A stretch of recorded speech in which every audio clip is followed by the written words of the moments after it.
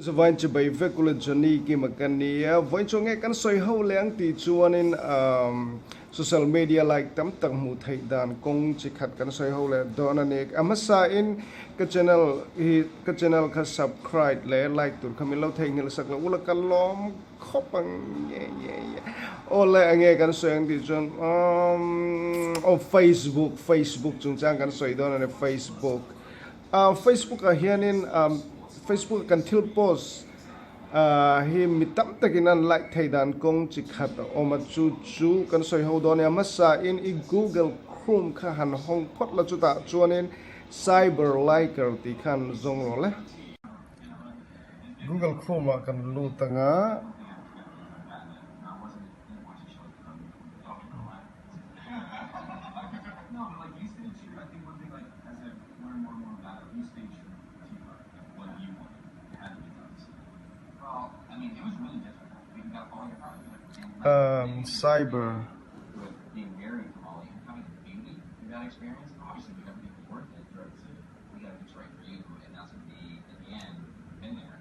cyber like kan lu don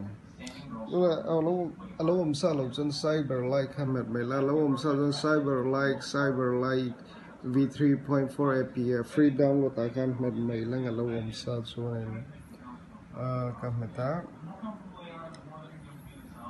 chuanin he ta hen sukla zanga download te hen heta ga chuan download don hemi download hianin ange thil tam ta I download zo to nu akanin thil tam ta kan ron zot chenga roboti ni lo an ron zot chenga chuanin robotin taken tana motor lem telo an ron tiang motor thala kan ron pe chenga thala ka khanin motor lem oma piang khateni lo met zel don ne azo ma lo chuanin atopa motor lem I mu to lo nuwa khanin motor lem mo enga mani pakhat khadan yang chu an lo zo tu cheka chuanin motor lem I mu to lo no khan verify ti khai lo dan verify ti nuwa I Facebook atangin chuanin lu tanga heta ge chu lo download sa to chen lo khan ka thina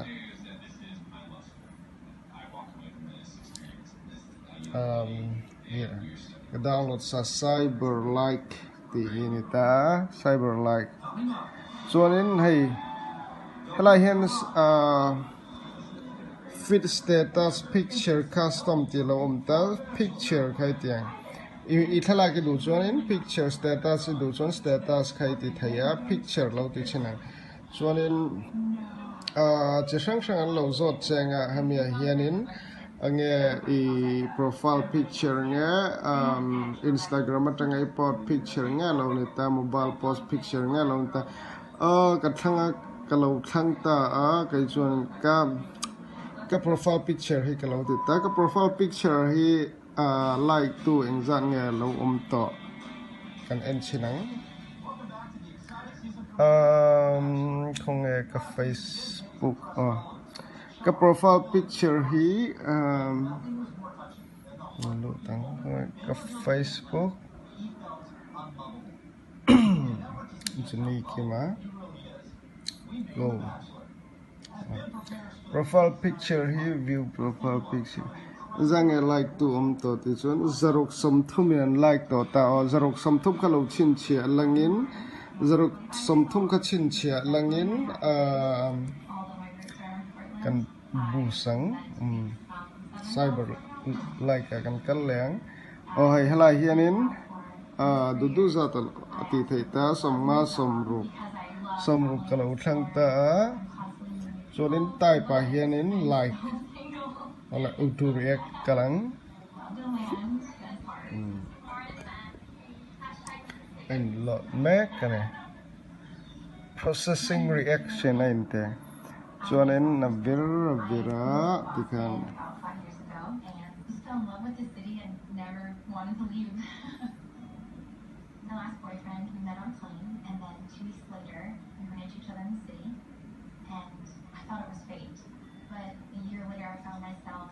aba virraiva athi ka mo ba alla vir char ngau la hian lo advertise rang apa ni no ba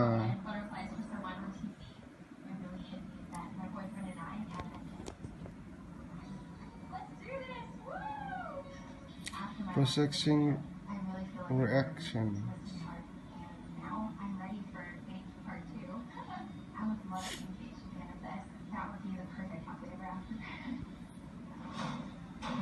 Loading FP penalty.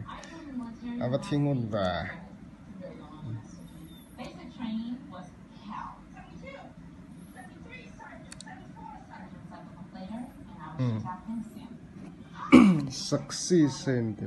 Success. Oleh kan en la chenang ka FP profile pika meng za ngelo like kal pisonen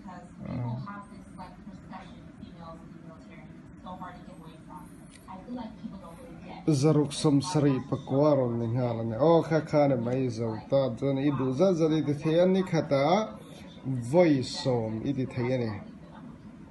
ole khate zong kha khati khan kan zauta a lo ti ve chin lai hlem pui nge kan bai sei ti chuanin ka channel subscribe tur like tur khalo theng hello la kalom khopang inzwan mang thola yeah